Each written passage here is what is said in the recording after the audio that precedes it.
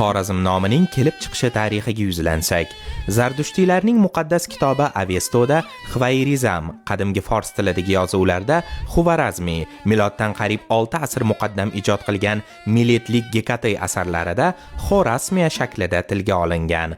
Xorazm arabnaviz geograflari asarlarida Xorazmiy tilida Xvarizm shaklida qayd qilingan. O'rta asr geograflaridan Muqaddasiy va Yoqut Hamaviy asarlarda keltirilgan afsonalarda musofirlar tomonidan obod qilingan o'lka Xorazm, ya'ni Xvar go'sht hamda Razm o'tin ma'nolarida kelgan. Shuningdek, Xorazm so'zidagi zmi, zim, zamning yer, o'lka, joy degan ma'noda ekanligiga esa shubha yo'q. Tolstov Xorazm so'zini Xvarri yoki Xurrit xalqi o'lkasi, Quyosh xalqi yeri deb izohlasa, so'qitshunos olim Bogolyubov Xorazm 3 tarkibiy qism xu, vara, zimdan iborat deydi.